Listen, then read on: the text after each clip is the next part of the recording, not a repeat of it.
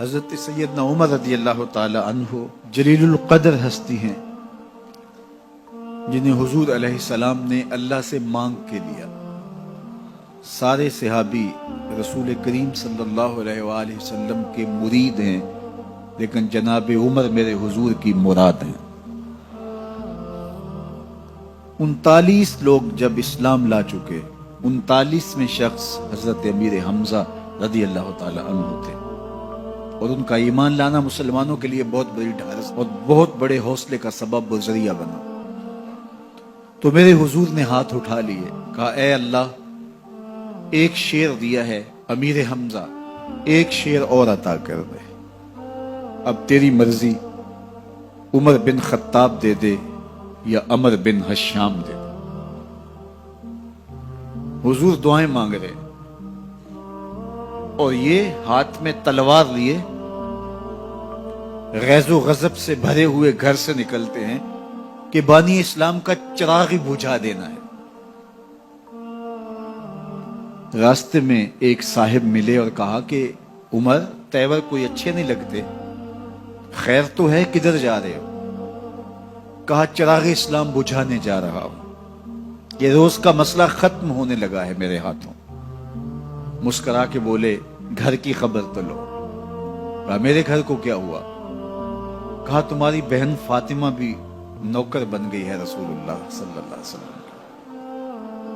غصے سے بھرے ہوئے اپنی بہن کے گھر کا رخ کرتے ہیں، اندر سے قرآن پڑھنے کی آواز آ رہی، غصہ اور بڑھ جاتا ہے، دروازے کو زور زور سے کھٹکھٹاتے ہیں۔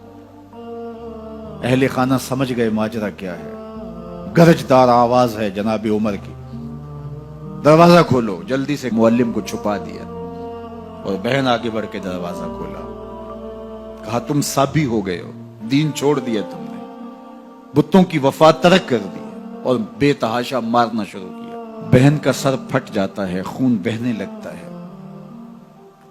اور یہ مارتے چلے جاتے ہیں۔ فاطمہ بنت خطاب بولی عمر تم خطاب کے بیٹے ہو، سنو میں بھی خطاب کی بیٹی ہوں، جو ظلم جو جبر کرنا ہے کرو، میں محمد عربی کا دامن نہیں چھوڑوں گی۔ سوچنے پہ مجبور ہو جاتے ہیں وہ کون سی طاقت ہے جس نے بجلیاں بھر دی اس کے اندر۔ کہا جو تم پڑھ رہے تھے مجھے بھی سنا سکتے ہو؟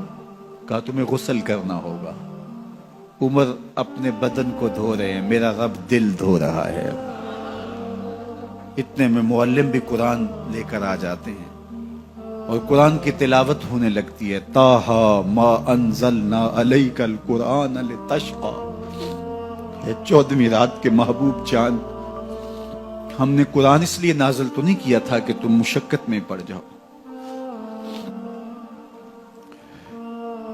بے تاب ہو گئے، کہا عمر کی عمر برباد ہو گئی، مجھے لے چلو حضور کی چوکھٹ پہ۔ تلوار حمائل کی ہے، بہنوئی ساتھ ہیں، اور حضور کی بارگاہ میں حاضر ہو رہے ہیں۔ دروازے کے سوراخوں سے دیکھا تو صحابہ تشویش کا اظہار کرنے لگے کہ عمر آ رہا ہے، تلوار حمائل کی ہے، ارادے اچھے نہیں لگتے۔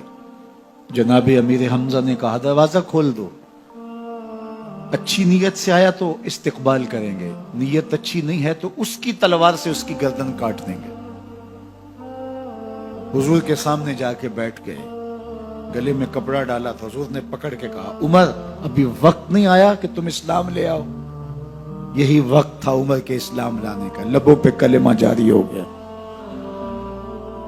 اللہ اکبر کی صدا اس زور سے گونجی کہ مکے کی گلیاں گونجنے لگی۔ اسلام لانے کے بعد حضور سے پوچھتے ہیں حضور کیا ہم حق پر نہیں ہیں؟ فرمایا ہم حق پر ہیں۔ اللہ کا دین سچا نہیں ہے؟ کہا اللہ کا دین سچا ہے۔ آپ اللہ کے سچے نبی نہیں ہیں؟ فرمایا میں اللہ کا سچا نبی ہوں۔ تو کہا پھر ہم چھپ کے عبادت کیوں کریں؟ اب مسلمانوں کی 2 صفیں بنتی ہیں، ایک صف کی قیادت امیر حمزہ کرتے ہیں، دوسری صف کے آگے آگے عمر بن خطاب چلتے ہیں اور حضور درمیان میں ہیں، اور یہ ملکوتی قافلہ صحن حرم میں آ کے اعلانیہ عبادت کرتا ہے۔ حضرت عبداللہ ابن مسعود رضی اللہ تعالیٰ عنہ فرماتے ہیں عمر کا اسلام لانا اسلام کے لیے عزت کا سبب بنا، اسلام کے وقار کی علامت بن گیا۔ ایک ایک کے دروازے پہ جا کے دروازہ کھٹکھٹا کے کہتے ہیں، وہ تو اور خبر سننے کے لیے بے چین تھے کہ یہ بانی اسلام کی زندگی کا چراغ بجھانے گیا تھا، کوئی خبر لایا ہوگا۔ وہ کہتے ہیں آؤ عمر کدھر آئے ہو؟ کہا تمہیں بتانے آیا ہوں، کمزوروں سے پنجہ آزمائی کرتے رہے ہو، آؤ میرے سے بات کرو، میں محمد عربی کا نوکر بن گیا ہوں۔ اللہ اکبر۔ میرے حضور نے فرمایا جب اچھے لوگوں کا ذکر کرو تو میرے عمر کا ذکر بھی کیا کرو۔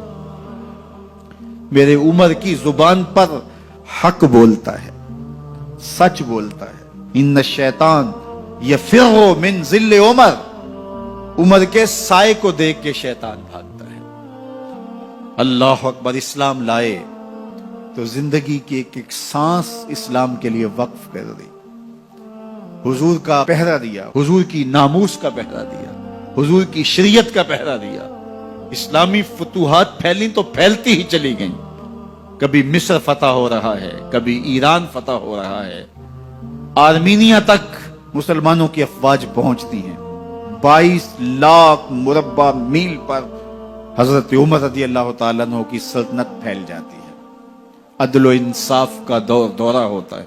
زمانے نے دیکھا کہ غیر مسلم بھی عدالت میں کھڑا ہے تو اسے خوف نہیں ہوتا تھا کہ میرے سے ناانصافی ہوگی، اس لیے کہ حکومت عمر کی چل رہی ہے۔ وہ بھی مطمئن ہوتا تھا کہ میرے ساتھ انصاف ہوگا۔